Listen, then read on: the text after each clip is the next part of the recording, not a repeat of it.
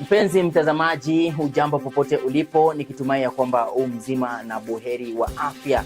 Karibu sana kwenye kipindi cha Darubini ya Wiki, kipindi ambacho hukujia kila siku ya Jumapili hapa kwenye runinga ya Younib. Makala ya leo bila shaka ni ya tarehe 17 mwezi wa Machi mwaka wa 2027. Karibu sana mpenzi mtazamaji.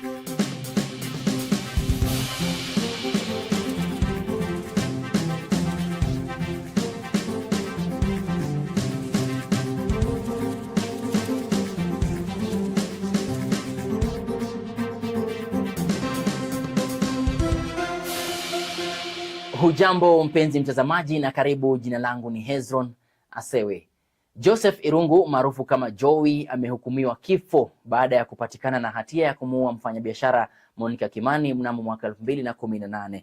Akizungumza wakati wa kutoa hukumu hiyo, jaji wa mahakama kuu Grace Nzioka alisema kwamba mauaji ya kinyama ya marehemu Kimani yalitekelezwa kwa kukusudia. Hata hivyo, Jowie bado anatarajiwa kukata rufaa. That the first accused person before this court, being Joseph Kuria Irungu alias Jowie, shall suffer death as provided for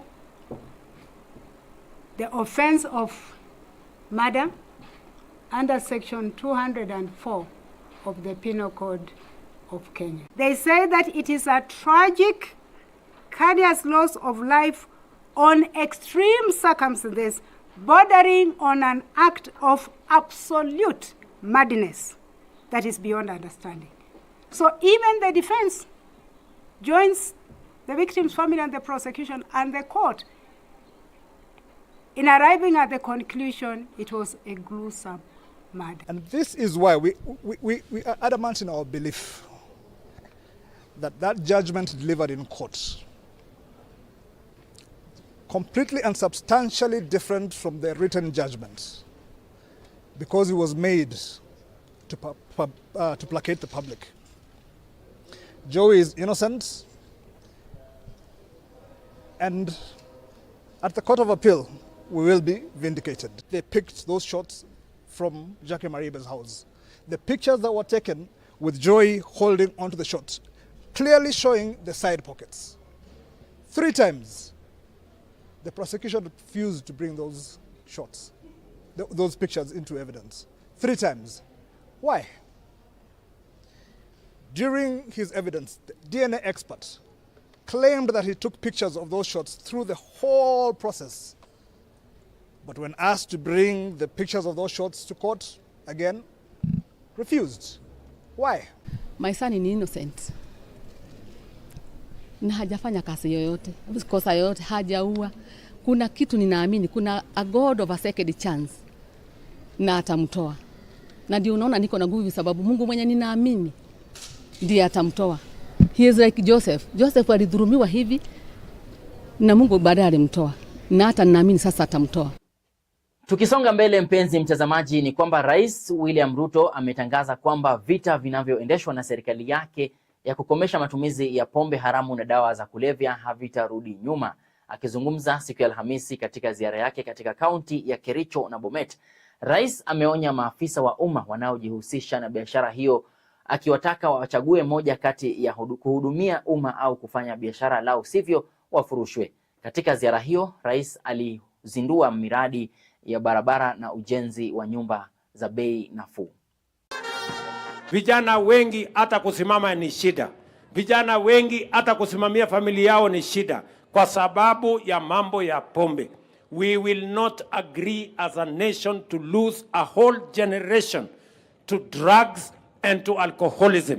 Nyinyi kazi yenu ni maombi, muache pombe, murudi kwa shamba, mbolea iko sawa sawa, muzalishe chakula, tumsaidie huyu rais. Muko tayari? Muko tayari? Tumesema ya kwamba mambo ya pombe Kenya ni marufuku. Wale watu wote wa madawa ya kulevya na wale watu wote wanalisha vijana wa Kenya pombe haramu ambayo ni sumu, inaharibu maisha ya wananchi na inaleta maafa katika taifa letu la Kenya. Kama serikali hatuwezi kuruhusu tena, na tumesema mahali popote ambapo itapatikana mtu ambaye hana leseni na anatengeneza pombe ambayo ni haramu na pombe ambayo ni sumu, sio ya kwamba tutafunga, tutaharibu hiyo mahali na kuharibu vifaa yote ambayo hawa watu wanatumia kuharibu vijana wetu wa taifa la Kenya. Mimi niliwaahidi ya kwamba mambo ya uchumi tutaisimamia sawa sawa, na niliwaeleza ya kwamba hatuwezi kuendelea kuchimba shimo za madeni. Ni wakati mzuri wa sisi kama Wakenya to have a candid discussion amongst ourselves, a national conversation on whether we shall continue to expose our country to the risks of excessive debt or we must raise our own resources. And I am very proud of the people of Kenya. We have made a commitment that we are going to reduce on debts and we are going to build more on our own raising of revenue in Kenya. Kwingineko, mpenzi mtazamaji, ni kwamba wakazi wa kaunti ya Kilifi wamelalamika kuhusu msako dhidi ya kinywaji cha mnazi, wakitetea kuwa si kileo haramu ila ni asili na ina manufaa ya kijamii. Wauzaji pia wamesema kuwa wananyanyaswa na maafisa wa polisi na kulazimika kulipa shilingi 2,000 kabla ya kuachiliwa.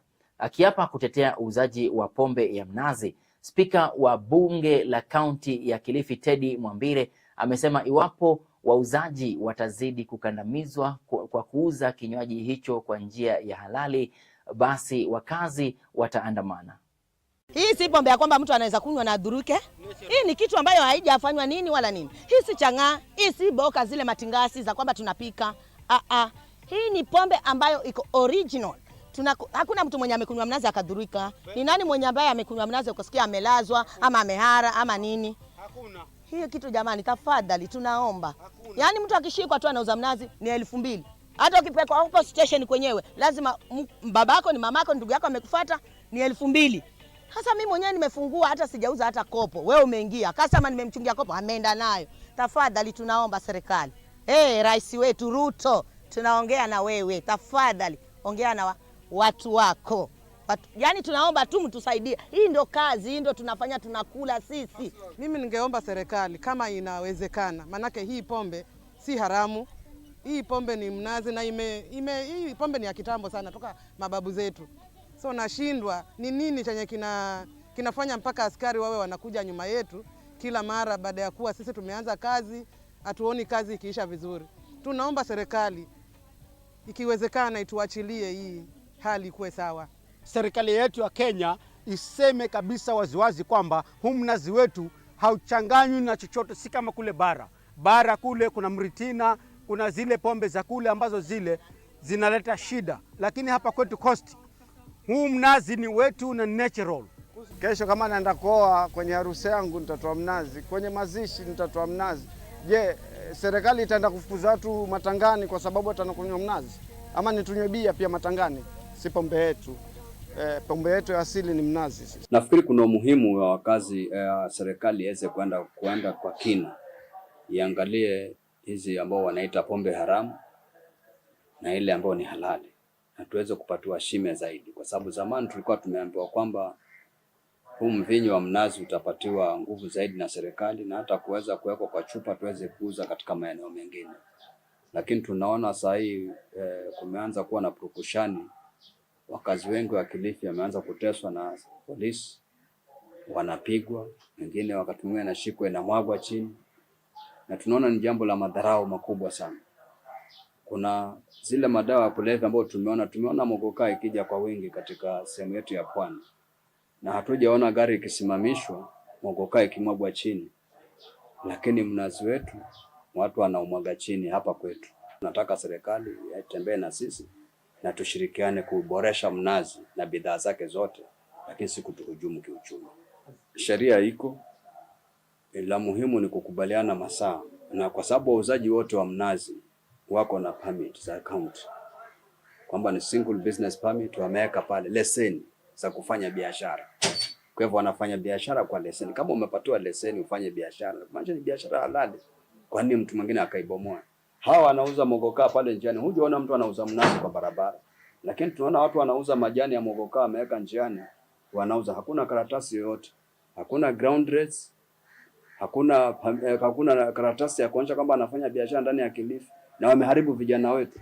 Mbona vijana wetu hatuambii kwamba wameharibiwa na mnazi? Tunaambiwa kwamba vijana wameharibiwa na mogoka. Kwa nini? Serikali ya kaunti ya Uasin Gishu imezindua mradi wa usafi wa kinywa pamoja na kunawa mikono kwa watoto wote katika shule za chekechea. Gavana Jonathan B amesema ni wakati mwafaka watoto wafunzwe umuhimu wa kulinda meno yao, kwani magonjwa ya meno yameongezeka mno katika kaunti ya Uasin Gishu. We need a healthy county, the same way we need a healthy nation. And for your information, I've just learned from here that the only country that does this on earth is Mexico. Next is Uasin Gishu. Uasin Gishu County, we have 38,000 ECD learners. We have 730 ECD centers. So our intention as a government under the leadership of Jonathan B is to have, alongside the school milk program, to have also health education. That is the oral health program, and also deworming and vitamin A supplementation. So it is broader than just oral health. Oral diseases are preventable. I feel so bad when I see mothers telling me, daktari itoa ni ya maziwa. Those teeth, the children need them for nutrition, for speech, even for the aesthetics. And our focus will be on providing pupils with toothbrushes, toothpaste, and training in proper hand washing techniques. This initiative will benefit their physical health and also establish a foundation for a lifetime of good dental habits and overall well-being. This program is going for a whole year, and we are going to budget it once more, and it's going to carry on through the years during the tenure of His Excellency Governor B. It is with this insight in mind that we gather here today to launch the Koti Oral Health Care Program aimed at benefiting learners in early childhood education and development centers. Today's theme, inculcating good and oral hygiene practices at an early age, highlights the importance of instilling good oral hygiene practices at an early age, starting with our pupils in school.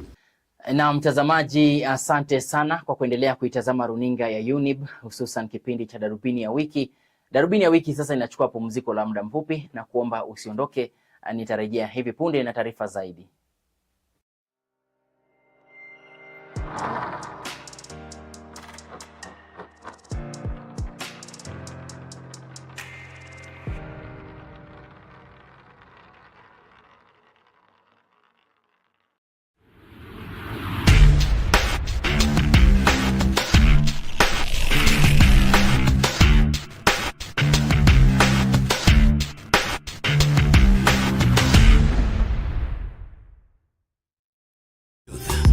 Ever the best. Hallelujah.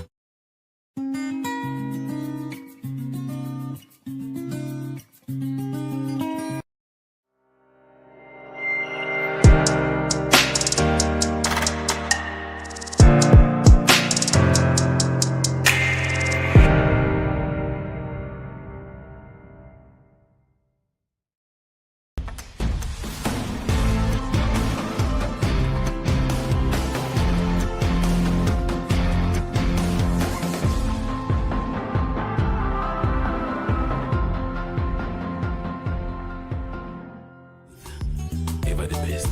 Hallelujah.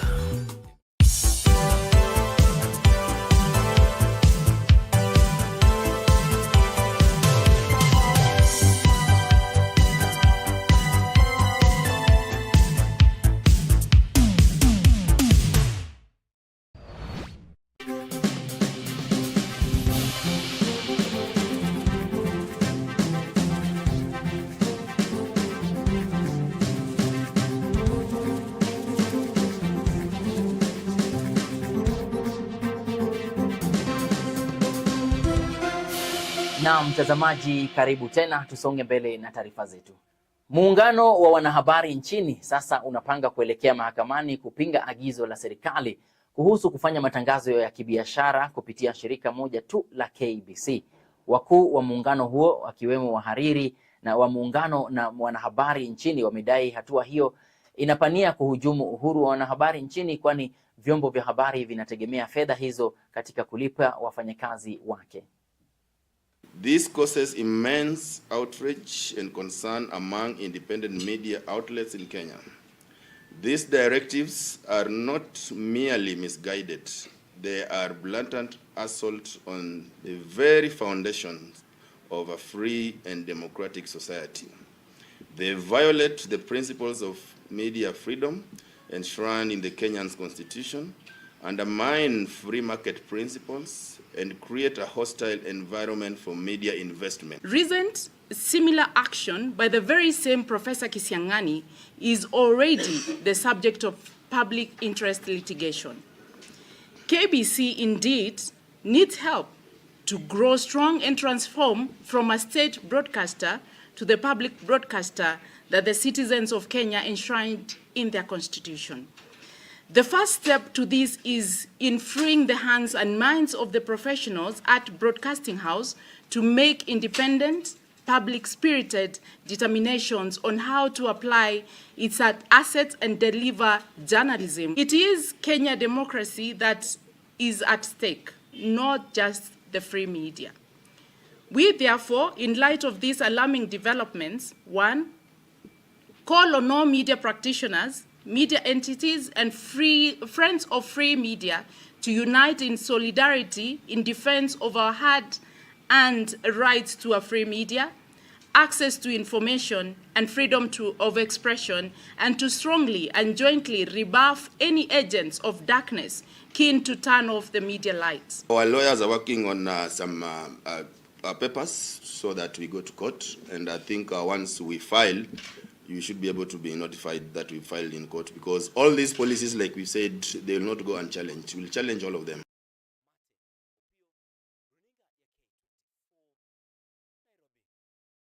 Kuwa mwanasheria mkuu Amos Wako ndiye atakayeongoza kikosi cha muungano wa Azimio la Umoja litakalokagua uchaguzi wa mwaka wa 2022. Hii ni kulingana na kiongozi wa wachache bunge la kitaifa Opiyo Wandayi, ambaye amedokeza kuwa aliyekuwa seneta mteule Judith Pareno na mpelelezi Julius Njeraini, huku wakitaka wenzao wa Kenya Kwanza kutoa majina kama ilivyopendekezwa na ripoti ya NADCO chini ya siku 21 zijazo kupitishwa kwa ripoti hiyo.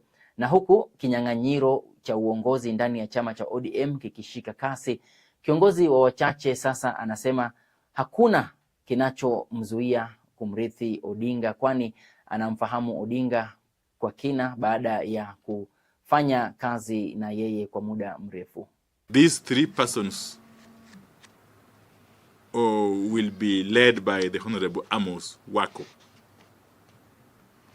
and they will join their 3 counterparts from the Kenya Kwanza side. I wish to stress that time is of essence, and I therefore hope that the necessary mechanisms shall be put in place to have the full panel inaugurated as soon as possible for it to embark on this onerous task. As you all know, I have understudied Baba Raila Amolo Odinga for a very, very long time, since when I was, in fact, 20 years old. Now I am 51 years old. That's indeed a long time. So nothing stops me from also presenting my name for such a position, if it were to fall vacant. Even if there were to be factions or camps in ODM, I, Opiyo Wandayi, cannot identify myself with any particular faction or camp in my party, for the reason that that would be beneath me.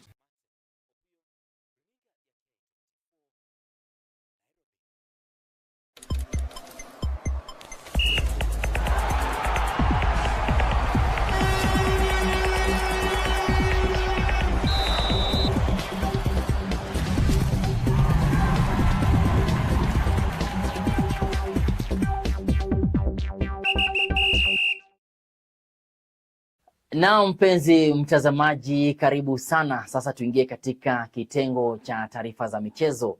Na mabingwa watetezi Manchester City watakutana na washikilizi wa rekodi ya mataji mengi, mataji 14, Real Madrid, baada ya draw ya robo finali ya klabu bingwa Ulaya wa msimu wa mwaka 2023-24 kufanywa siku ya Ijumaa. Wana finali wa msimu wa mwaka 2005 na mwaka 2006 Arsenali nao watalimana na mabingwa wa mara 6 Bayern Munich walioshinda taji mara ya mwisho mnamo mwaka wa 2020. Paris Saint-Germain almaarufu PSG wanaojivunia mfumaji matata Kylian Mbappe hawajawahi kutoa taji la klabu bingwa Ulaya. Walichapwa na Bayern katika fainali ya mwaka wa 2020. Watapepetana na Barcelona walionyakua taji lao la 5 mwaka wa 2015. Atletico Madrid ambao matokeo yao mazuri ya klabu bingwa Ulaya ni nafasi ya pili mwaka wa 1974, mwaka wa 2014 na mwaka 2016 watakabana koo na washindi wa mwaka 1997 Borussia Dortmund. Mechi za robo finali zitafanyika kati ya tarehe 9 Aprili na tarehe 17 Aprili, huku nusu finali zikifanyika kati ya tarehe 30 na Mei tarehe 8. Nayo finali ni ugani Wembley jijini London mnamo mwezi wa Juni.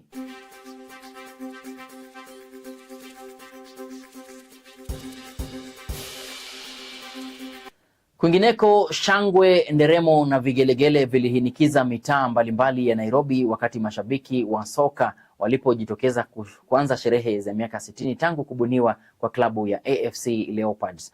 Wachezaji wa klabu hiyo waliungana na mashabiki kwa shughuli mbalimbali kama kupanda miti, kutembelea watoto wanaoishi katika makao ya watoto kwa ajili ya kuadhimisha siku muhimu, huku kilele cha keki kitarajiwa kufanyika tarehe 24 katika uwanja wa kitaifa wa Nyayo.